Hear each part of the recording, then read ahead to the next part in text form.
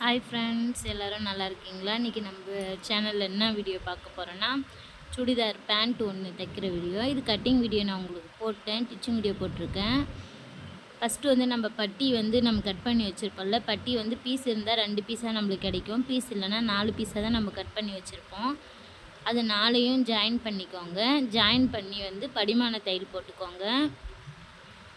இருக்கிறதுலே ரொம்ப ஈஸியான மெத்தட் நம்ம பேண்ட்டு மட்டும்தாங்க.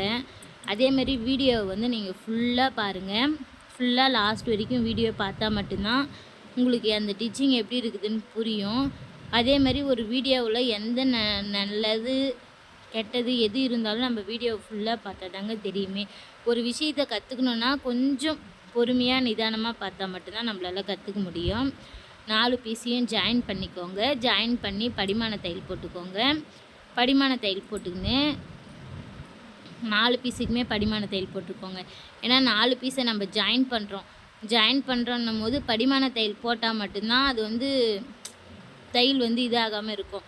ஏன்னா நம்ம வந்து 4 பீஸ் போடுறதால கொஞ்சம் வெயிட்டாக இருந்தாங்கன்னா அவங்க உட்காந்து எதிரிக்கு வந்து தையல் பிரிஞ்சிடும். அப்போ வந்து நம்மளுக்கு வந்து கம்ப்ளைண்ட் வரும். நம்ம என்ன பண்ணலான்னா 4 பீஸு ஜாயின் பண்ணுற பீஸுக்கும் உள்ளே 2 தையல் போட்டுக்கோங்க. மேலே வந்து படிமான தையல் ஒன்று போட்டுக்கோங்க. போட்டுன்னு சைடில் வந்து மடித்து தைச்சிட்டு ஒரு இன்ச்சு நம்ம நாடா தைக்கிறதுக்கோசரம் நான் விட்டு வச்சுருப்பேன், நாடா உள்ளே விட்றதுக்கோசரம். அதேமாதிரி யார் நீங்கள் வெட்டினாலும் பட்டி வெட்டும் போது 1 இன்ச்சு மேலே விட்ருங்க. 1 இன்ச்சு நான் 1.5 இன்ச்சு கூட விட்ருங்க. நம்மளுக்கு வந்து மடித்து தைக்கிறதுக்கு ஈஸியாக இருக்கும்.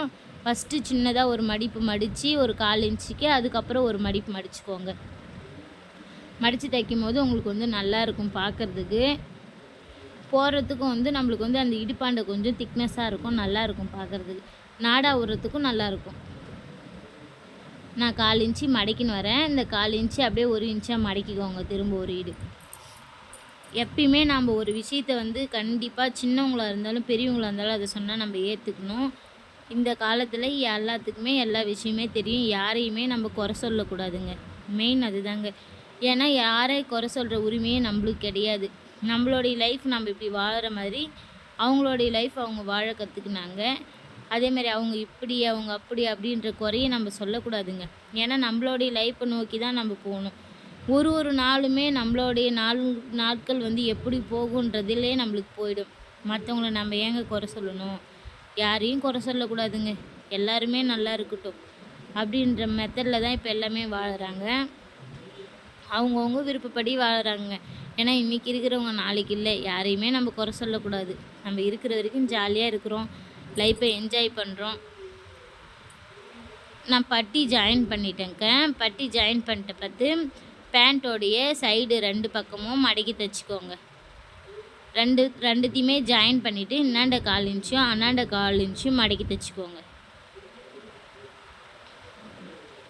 பொறுமையாக பாருங்கள். பொறுமையாக பார்த்தா தான் நம்ம வந்து எப்படி மடக்கி தைக்கிறோன்றது தெரியும். மடக்கி தைச்சிட்டு நான் வந்து கீழே கால் வந்து மடக்கிறேன். காலாண்டை வந்து நான் ஒரு 1.5 இன்ச்சுக்கு விட்டுருந்தேன். ஃபஸ்ட்டு சின்னதாக ஒரு மடிப்பு மடித்து அதுக்கப்புறமேட்டுக்கா ஒரு மடிப்பு மடிக்கிறேன். இந்த பேண்ட்டு தைக்கவே என்னை தம்பி விடவே இல்லைங்க. தைக்கிற வரைக்கும் செம டார்ச்சலுங்க. நான் கொஞ்சம் ஒரு திங்ஸ்லாம் வாங்கி வச்சுருந்தேன் ஃப்ளிப்கார்ட்டில். சரி வீட்டுக்கு தேவையானது ஆயுத பூஜை வருது, அகுல் விளக்குலாம் வச்சா டைல்ஸு ஃபுல்லாக எண்ணெய் ஆகுது அப்படின்னு சொல்லிவிட்டு நான் என்ன பண்ணேன், அதுக்கு சின்னதாக மேடை மாதிரி வாங்கி வச்சுருந்தேன்.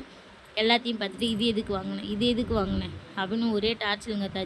தைக்கவே விடலைங்க. அவங்ககிட்ட பேசினே தாங்க தைக்கிறேனே. வேலையும் ஒரு பக்கம் ஆயுத பூஜை வருது, கடையெல்லாம் க்ளீன் பண்ணணும், ஸ்டாக் எல்லாமே க்ளீன் பண்ணி என்னென்ன ஸ்டாக் இருக்குதுன்னு அடுக்கணும். அடுக்கிட்டால் தான் நம்ம தீபாவளிக்கு திரும்ப நம்ம சரக்கு போட முடியும். அந்த வேலையும் ஒரு பக்கம் போயின்னு இருக்குது. சரி 2 நாளாக நம்ம வீடியோ போடவே இல்லையே, பேண்ட்டு டிச்சிங் வீடியோனா போடலாம் அப்படின்னு சொல்லிவிட்டு ஃபஸ்ட்டு தைக்கிறப்ப இந்த பேண்ட்டோடைய இது நம்மளுக்கு கஷ்டமாக தான் இருக்கும். கஸ்டமருக்கு வந்து பட்டி வந்து நம்ம பேக் சைடாண்டு இடுப்பு கீழே வந்து டைட்டாக இருக்குது அப்படின்னு சொல்லிட்டு சொல்லுவாங்க. எனக்கும் நிறைய பேர் சொல்லியிருக்காங்க. அது மாதிரி டைட்டாக எடுக்குதுன்னா நீங்கள் என்ன பண்ணுறீங்கன்னா, ஒரு 4 பீஸை நம்ம ஜாயின் பண்ணும் போது ஒரு பீஸுக்கும் 1/2 இன்ச்சு, ஒரு இன்ச்சு 2 இன்ச்சுக்கு மிச்சமாக வந்து எக்ஸ்ட்ரா பீஸ் எடுத்துக்கோங்க. ஏன்னா பேண்ட் வந்து பெருசாக இருந்தால் கூட பிரச்சனை இல்லை, பேண்ட்டு சின்னதாக இருக்கக்கூடாது. தையல் வந்து நான் கீழே காலாண்டை மடக்கிட்டு 3 தையல் போடுறேன்.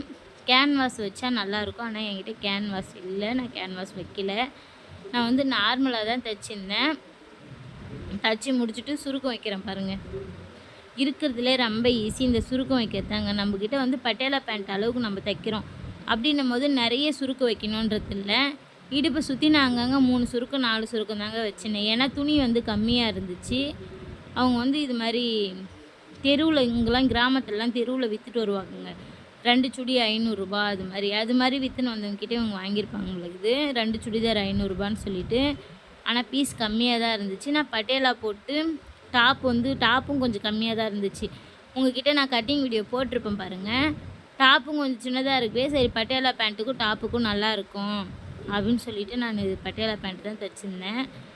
2 செட்டுமே தைச்சி முடிச்சிட்டேங்க. இது உங்களுக்கு ஒரு பேண்ட் ஒரு வீடியோ போடலாம் அப்படின்னு சொல்லிட்டு இதோடைய டாப் மட்டும் தைக்காமல் இருக்குது. நான் டாப்போடைய டீச்சிங் வீடியோ போடுறேன். ரொம்ப ஈஸிங்க.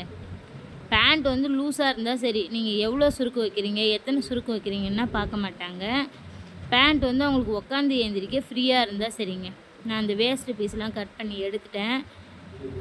எடுத்துகிட்டு பார்த்து சுற்றி திரும்ப ஒரு தையல் அடிக்கிறேங்க. எப்பவுமே 2 தையல் போடுங்க. போட்டுட்டு படிமான தையல் போடுங்க.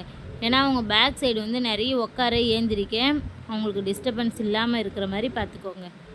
ஏன்னா சுடி வந்து அதிகமாக இப்போ எல்லாம் ரெடிமேடாகவே எடுத்துக்கிறாங்க. ஆனால் ரொம்ப நாள் ஆயிடுச்சுங்க இந்த சுடி என்கிட்ட தைக்கிறதுக்கு வந்து. ஏன்னா இனிமேட்டு நம்மளால் தீபாவளிக்கிட்ட வந்து துணி தைக்க முடியாது. கடை வேலையே கரெக்டாக இருக்கும். சரி உங்களுக்கு தைச்சி கொடுத்துடலாம், தைச்சிட்டு உங்களுக்கும் ஒரு வீடியோ போட்ட மாதிரி இருக்கட்டும் அப்படின்னு சொல்லிட்டு தாங்க அந்த பேண்ட்டு நான் டிச்சிங் வீடியோ போட்டிருக்கேன். பேண்ட்டு நான் முழுசாக தைக்கிற வரைக்கும் பாருங்கள். நான் சுருக்கம் வச்சு முடிச்சுட்டு சைடு பீஸாக அடிச்சுட்டு கால் வந்து அளவு எடுத்து தைக்க போகிறேங்க. அவங்களுடைய அளவு பேண்ட் இருக்குது. அவங்களுக்கு எவ்வளோ அளவோ அந்த அளவு நம்ம எடுத்துக்கலாம். அவங்களுடைய கால் அளவு வச்சுக்கலாம். ஆனால் கீழே கேன்வாஸ் வச்சா கொஞ்சம் ஸ்டெப்பாக இருக்கும். கேன்வாஸ் இல்லைங்க, அதனால் நான் கேன்வாஸ் வைக்கல. அதே மாதிரி இந்த துணி வந்து நம்ம அயர்ன் பண்ணணும்னு தேவை கிடையாது. காட்டன் துணி மட்டும் நம்ம அயர்ன் பண்ணால் போதும். இந்த துணியெலாம் நம்ம அயர்ன் பண்ண வேண்டாம்.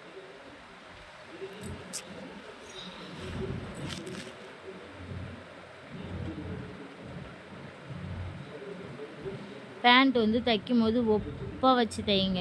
ஏன்னா ஈடிந்தாத்தியமாக வந்துச்சுன்னா கண்டிப்பாக கீழ் காலாண்டு ஈடிந்தாத்தியமாக வரும். நானே ஒரு டாப்ஸ் ஒன்று தைச்சிது அது மாதிரி தான் ஆயிடுச்சு. திரும்ப அது என்ன பண்ணுறதுன்னு எனக்கு தெரியல.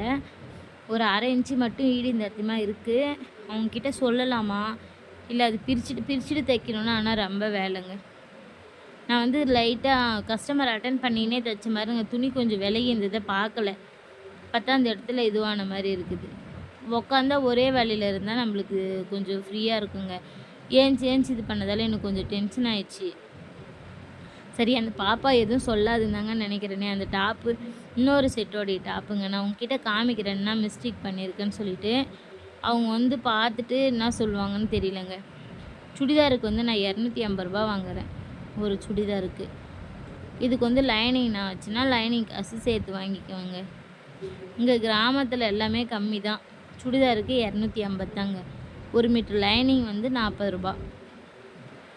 இப்போ நான் 2 செட்டு தைச்சிருக்கேன். 2 செட்டு தைச்சிட்டு 2 செட்டுக்கு தகுந்த இது வாங்கிக்குவேன் அவங்கக்கிட்ட. காசுலாம் ஆனால் கையிலே கொடுத்துருவாங்க. ஏற்கனவே 200 ரூபா கொடுத்துட்டு போயிருக்காங்கங்க. நான் ரொம்ப ஃபஸ்ட்டு சுடிதார் கற்றுக்கிறப்ப ரொம்ப இது பண்ணேங்க. ரொம்ப நம்மளுக்கு பேண்ட்டே வராது எனக்கு.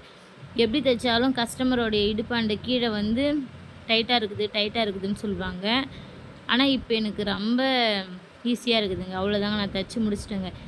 ஏன்னா பட்டியாலா பேண்ட்டு தைக்கவே கொஞ்சம் பெருசாக தான் இருந்துச்சு. பேண்ட் தைச்சி முடிச்சிட்டேங்க. ஆனால் பாருங்கள் எப்படி இருக்குதுன்னு சொல்லிட்டு. என்னுடைய வீடியோ பிடிச்சிருந்தா சப்ஸ்கிரைப் பண்ணுங்கள்.